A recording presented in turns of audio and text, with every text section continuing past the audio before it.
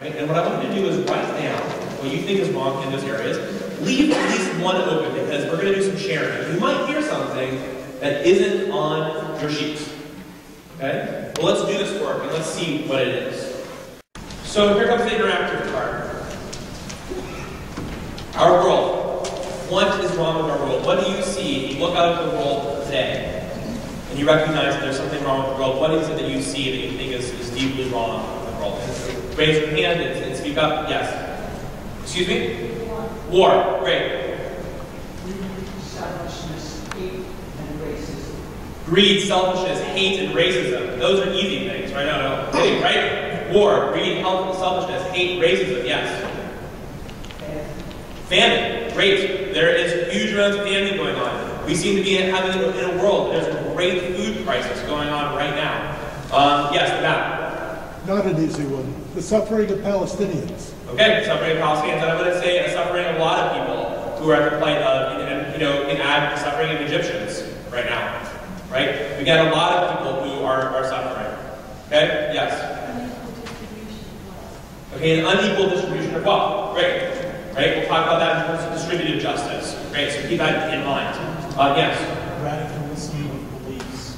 Excuse me, radicalism of beliefs. Radicalist beliefs. Right? Absolutely. Okay, great. Yes? Oppression. Yes? Not coexisting. Okay, a lack of the ability to coexist. Yes, in fact. Lack of understanding. Great. Violence. Okay, so if you just listen to that list, you could easily say to yourself, man, the world is burning. There's some serious problems in our world. Big problems. War and violence and suffering and inequality. Famine, disease, lack of distribution of wealth. Those are all big things that are happening. Now let's just focus on our country. Right? The country that we love, that we call our home. Let's talk about the country. What's wrong? What's going on? What's wrong with our country? Unemployment, yes. Excuse me? Very divided, right? We have become very polarized. Absolutely. Yep. Okay. And our education system seems to be getting worse. Yes. Wrong priorities. There may be more on military and things like that and on human needs. Okay. Our priorities might be out of whack. Yes. Individual consumerism. Individualism, right? Individualistic consumerism. Right. I was going to add to that and say, right, individualistic approach. Everything is based on the individual. Yes, the red. Environmental destruction. Environmental destruction. Yes. Homelessness. Great. Thank you. The American illusion. Oh, sorry. The American illusion. The illusion of the American dream. Right? The illusion of the American dream. What about racism? Right? Great. Not great. But the point is that if you just take a look at that column of the world, and if there's anything else that was said that you didn't have down, you think it's down, write it down. Because, friends, our country is in trouble. There's some serious problems here. Okay? Now, it will of course get better. Let's take a look at our lovely city, Dallas. What's wrong with Dallas? What's going on that's painful and wrong in Dallas? Lack of jobs. Disparity between the north and south. The disparity, huge disparities between the north and south, and even the north and the west, and the east and the west. There's weird disparities going on. There really, really are. All right, what else? Problems in schools. Problems in schools, education system. Yes. Distrust of the immigrants, the different. Great, distrust of the immigrants and the different. Absolutely. Anyone else? There's nothing else? There's nothing else about it. Snow removal? No one's going to say that? Excuse me? Crime. Okay? Even though crime has been dropping, but there is still crime. Anything else that you think is wrong with our city? I could probably list some. Healthcare. What else? Yeah. Public transportation. Even rely on public transportation to get their jobs. Right? It's actually it's quite difficult. Hunger. Right? There are a lot of hungry people not so far away from here. Yes. Lack of awareness. Excuse me, lack of awareness. Great. So, ladies and gentlemen, friends, there's some serious problems within our cities. Our city. Now I'm going to ask the personal one.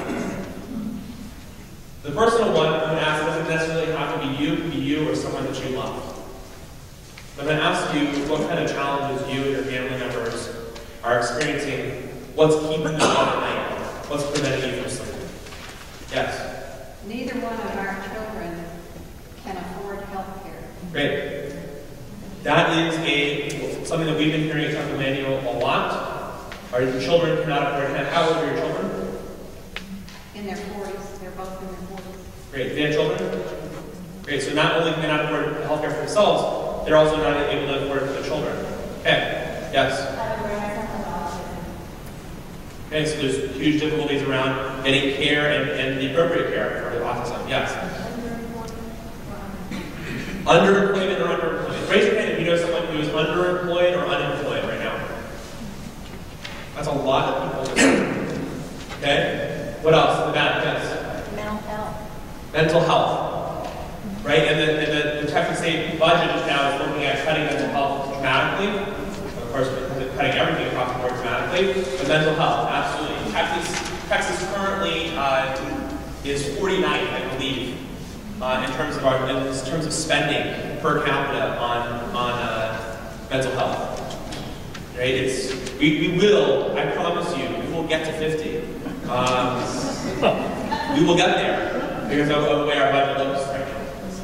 Okay? What else? What else is wrong with what's going on with your families? Yeah. How will I care for my aging parents? Great. How will I care for my aging parents? By the way, that's something that we've been hearing a lot at Temple Emanuel. How many of you know people who are not only taking care of their aging parents, but also taking care of their children, either when they're back in college or in college, or if they're younger? We call this a sandwich generation. Right? The real pain. I know that's a personal experience that I do have. Okay? What else? Anyone else want to share? Yes. Drug abuse. Okay. And the lack of support, potentially for drug abuse. Our families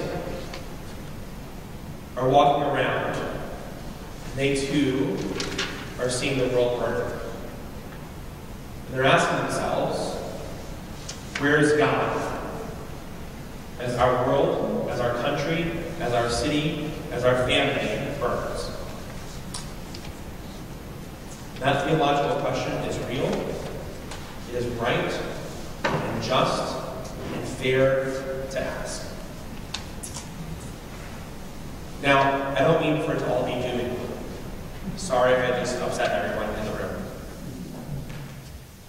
I just think that we need to be able to understand the world as it is before we understand the world as it ought to be.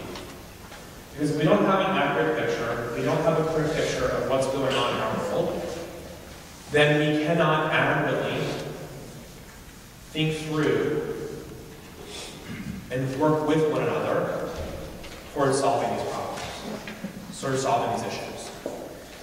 Now, biblically, Judaism has relied upon a variety of commandments. Commandments means both. So everyone know the word mitzvah. Mitzvah means commandment. Some people say it means a good deed. It means more than a good deed. It's a commandment. That is to say that there are 613 commandments in the Torah, in the Hebrew Bible. Okay, 613 commandments. 365 of those commandments are the thou shalt not commandments. You shall not do this and you shall not do that. What's an example of thou shalt not commandment? Yeah, it's actually murder. Right? Because you can kill in self-defense, but you cannot murder. Okay? Thou shalt not murder. Can everyone here please keep that commandment? Yes? Okay, good. If anyone says no, please talk to me afterwards. Alright? So thou shalt not murder, right? Anyone, so there's 365 negative commandments, thou shalt not. There's 248 commandments of thou shalt, right? Give me another example of thou shalt. Honor your mother and father, which is an important commandment when we're talking about caring for the elderly in our community, our mothers and our fathers. Okay? So Maimonides, who is this famous rabbi who was in the 14th century, like, what's okay? Okay. Sorry. Maimonides, who's a famous rabbi in the 14th century, he says that these two commandments, these two breakdowns of commandments are important. Does anyone know the number of 365? What else do you know that has the number of 365? There are 365 days in the year. And Maimonides, who was a physician, said that there's 248 different parts of the body. There's bones and muscles and everything else. There's 248 different parts of the body. And so therefore we are commanded to do mitzvot, commandments, every day of the year with every bone and every part of our bodies. Right? And this idea of commandedness is very important. Now I want to teach two commandments that become incredibly important, not only in our faith tradition, but also the Christian faith tradition. The commandments are, of course, two of the four what I would call love commandments. The love commandments are the commandments to love. By the way, commanding a feeling is pretty hard to do. Right? It's hard to fulfill. But we want to go for it. So, in 1918, Leviticus 19:18, it says, "Love your fellow as yourself. I am the Lord." Love your fellow as yourself. I am the Lord. Now, we have to define who fellow is.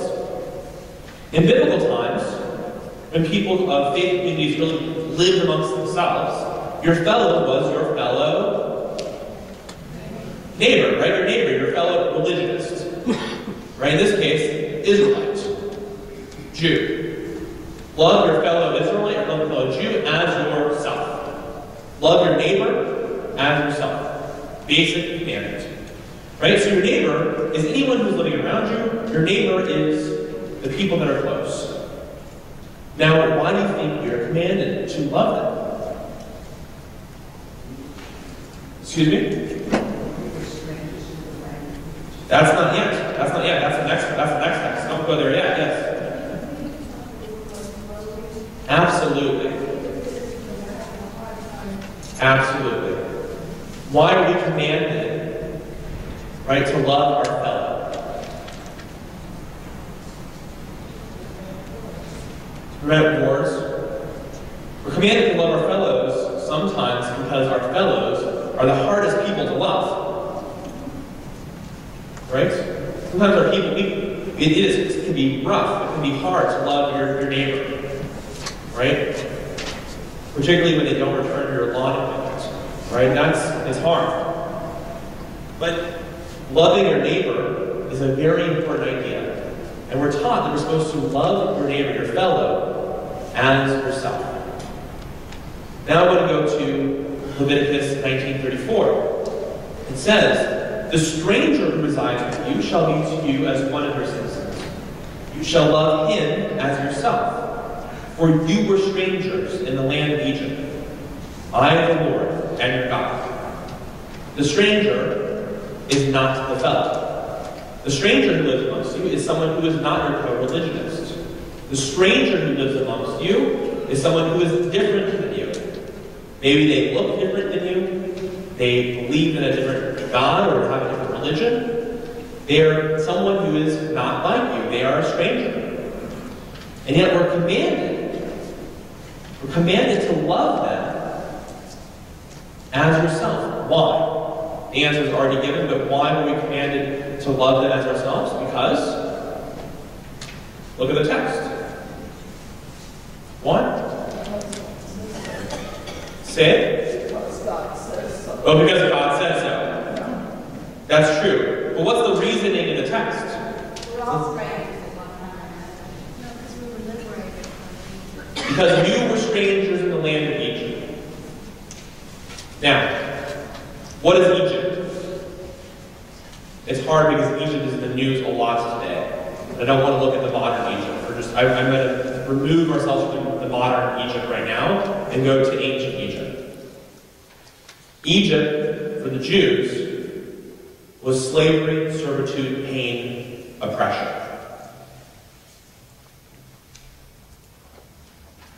We knew what it was like to live in Egypt.